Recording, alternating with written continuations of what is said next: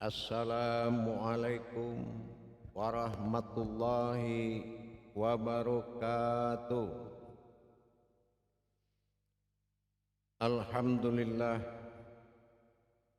alhamdulillahi rabbil alamin.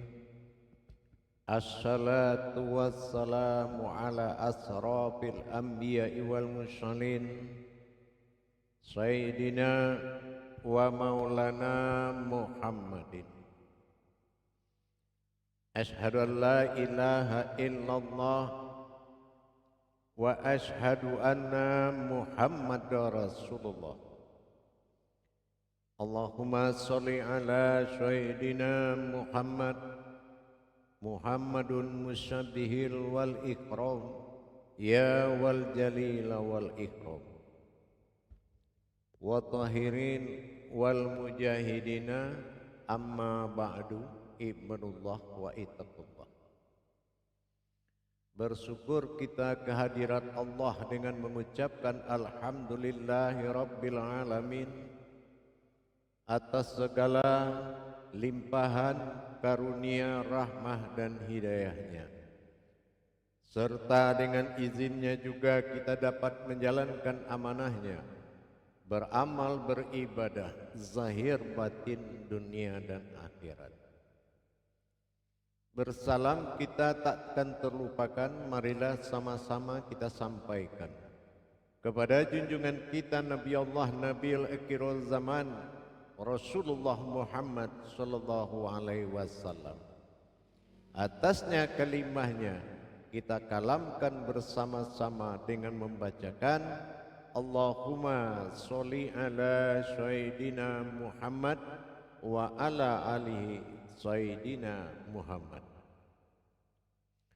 Alhamdulillah, bertemu lagi dengan saya Guru Mursyid Syekh Nur Muhammad Buya Irwan Maulana Al-Khalidi, Pasaman, Sumatera Barat.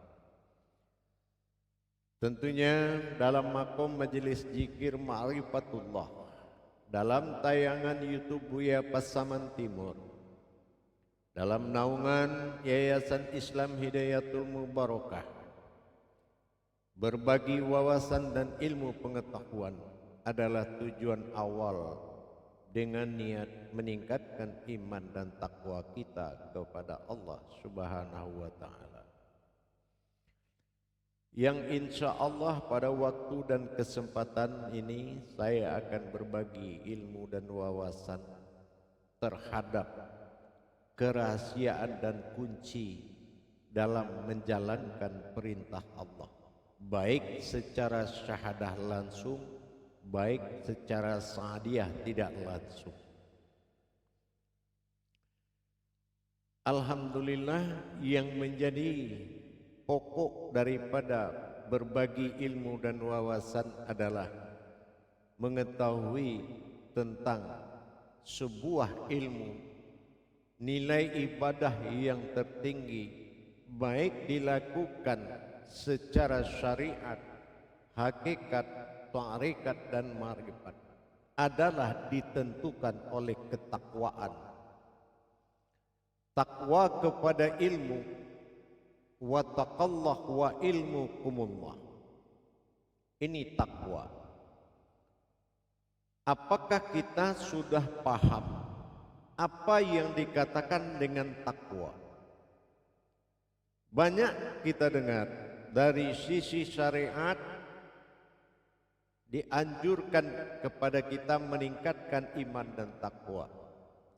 Secara hakikat, tarekat dan ma'rifat, baik dalam makom tasyawuf, tauhid, tarekat, semua ditentukan oleh takwa.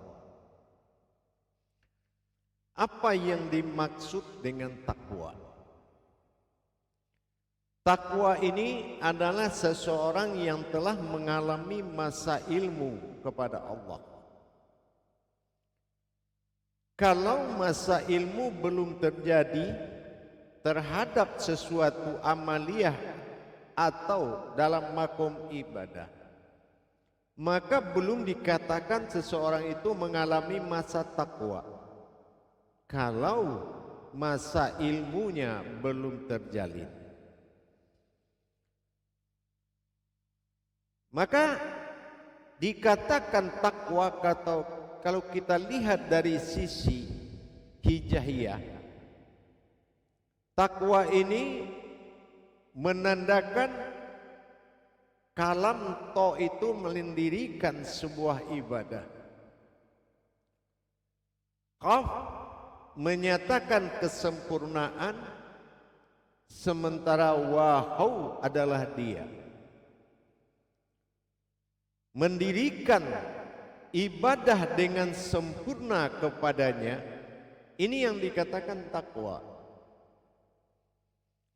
Kalau mendirikan ibadah dengan sempurna, tentu dengan kita mengkaji ilmu daripada perintah Allah.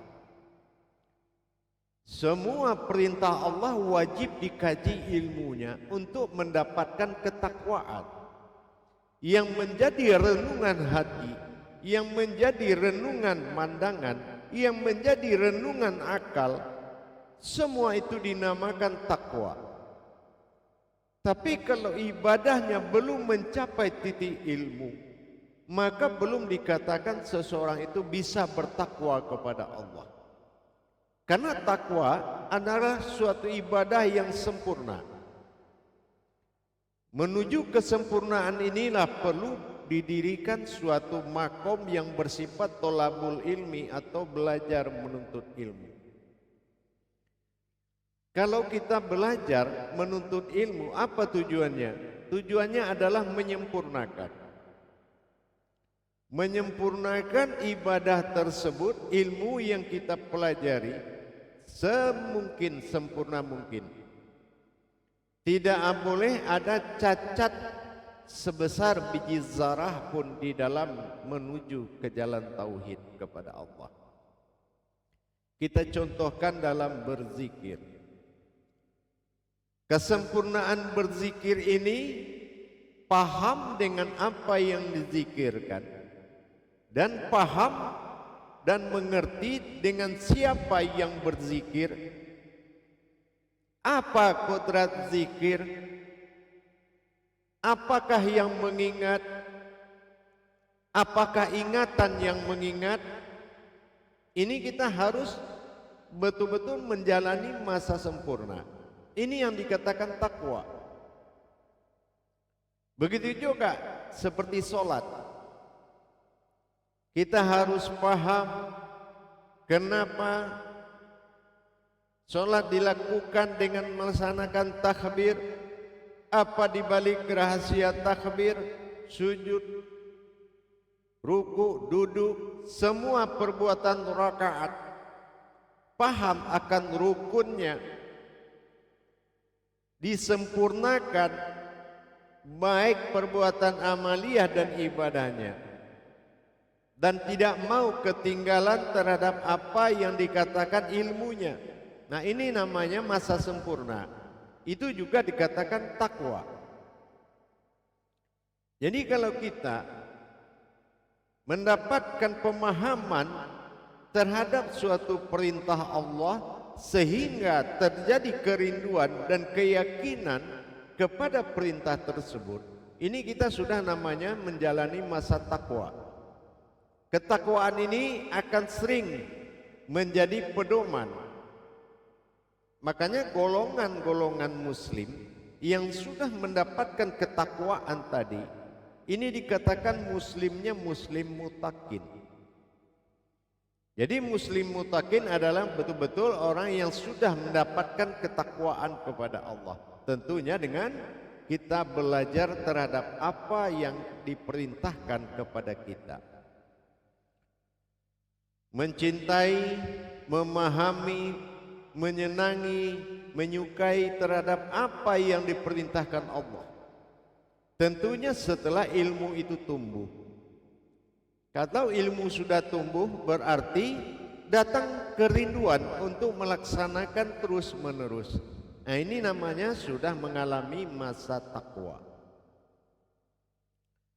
Hadirin dan hadirat, kaum muslimin dan muslimat, jamaah dimanapun berada, rahimakumullah. Banyak yang kita lihat melaksanakan kewajiban dengan hanya perantara waktu, tidak ada waktu, tidak merasa kerinduan, tidak merasa kecintaan terhadap apa yang kita kerjakan. Ini namanya masa takwanya belum datang. Begitu juga kepada tingkat ahli-ahli ma'rifat dalam pencarian secara hakikat, mendapatkan zikir-zikir takharub, tapi tidak dijalankan dengan ilmunya. Ilmu pun tidak dijalankan dengan hati, tidak bersungguh-sungguh, tidak cinta kepada apa yang diamalkan, tidak menyukai apa yang diamalkan, tetapi hanya mengerjakan. Ini juga belum datang masa takwa kepadanya. Itulah yang dikatakan kebenaran. Kebenaran sebuah ibadah, baik itu zikir maupun sholat, apapun bentuk amaliyah dan ibadah, kalau belum tersentuh kepada hati nurani kita, belum lagi kita belajar tentang apa yang kita kerjakan, maka ibadahnya belum mencapai nilai takwa. Kalau takwa itu dimanapun kita berada, pandangan, hati, rasa selalu terpaut kepada apa yang diamalkan. Ini namanya sudah mendapatkan pintu takwa. Tapi kalau hanya dikala waktu jadwal belajar, jadwal sholat, jadwal mengaji, kita rajin, habis itu selesai, itu bukan namanya takwa. Yang takwa itu dia berkalam dalam hati, dia bercinta di dalam hati, dia berkerinduan di dalam hati. Ini yang dinamakan takwa. Seperti apa yang dikatakan oleh Rasulullah sallallahu alaihi wasallam, adakah seorang kekasih menolak undangan kekasihnya? Artinya apabila dia mendengar azan, dia hanya ingat melakukan kewajiban, tapi hatinya merasa tidak dipanggil sebagai kekasih Allah. Ini juga orang tersebut belum dikatakan datang masa takwanya. Meningkatkan ketakwaan kepada Allah adalah hal yang wajib, apalagi kita di dalam mujahadah, di dalam perjuangan riyadhah, di dalam melatih sebuah amalan kepada Allah, tetapi kita tidak melihat sisi takwanya. Makanya terjadilah perbuatan akal dan nafsu. Akal pada kebaikan ada juga, nafsu pada kebaikan juga ada. Bahkan setan dalam kebaikan juga ada, sehingga banyaklah orang yang berjatuhan dalam kebaikan. Tetapi tingkat ketakwaan tadi sudah mencapai muslim mutakin, didasari oleh ilmu yang tercinta, didasari oleh ilmu yang mahabbah, didasari oleh ilmu yang sangat dia sukai. Dimanapun dia duduk, dimanapun dia berdiri, dia tidak pernah lepas dari rasa kepada Allah dengan apa yang diamalkan dan dikerjakan sesuai amanah. Ini namanya sudah mencapai titik takwa. Tapi kalau masih berpikir kapan dikerjakan, mencari waktu yang tepat, maka ini belum masa takwa kepadanya. Marilah kita sama-sama meningkatkan ketakwaan kita kepada Allah, tentunya dengan belajar menuntut ilmu, belajar mengenal Allah, berma'rifatullah, baik dalam syariat, baik dalam hakikat, tarekat dan ma'rifat. Wajib ma'rifatullah, wajib kita mengenal Allah. Karena dengan mengenal Allah, semuanya akan indah. Dengan kita beribadah kepada Allah, hidup kita akan terarah. Dengan berilmu kepada Allah, semua usaha akan mudah. Inilah yang diharapkan. Orang mencapai tingkat takwa ini adalah benar-benar sudah mutakin. Keyakinannya bukan lagi melihat perbuatan zahir, tapi keyakinannya sudah mencapai rasa kepada Allah. Mencapai rasa kepada Allah tidak semudah apa yang kita pikirkan.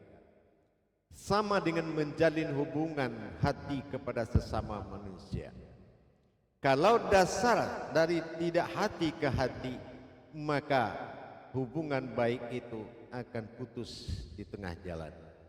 Tapi kalau terhadap Allah tidak berhubungan dari hati kita kepada hati kita, maka di sini hubungan juga akan putus di tengah jalan. Dengan demikian, bagaimana kita bisa mencapai titik takwa tadi? Tentunya hidup dalam rasa dan ada selalu dalam pandangan. Itu yang dikatakan takwa. Selalu nyata pada rasa dan diakui oleh akal kita, dan timbullah kecintaan kepada apa yang sedang menjadi amalan, baik itu dalam bentuk yang wajib, syahadah baik yang langsung, sa'diyah maupun tidak langsung. Semuanya ditentukan oleh hati nurani kita. Mencapai takwa dibutuhkan hati yang bersungguh-sungguh. Apabila kita tidak bisa mencapai titik takwa, semua akan putus di tengah jalan.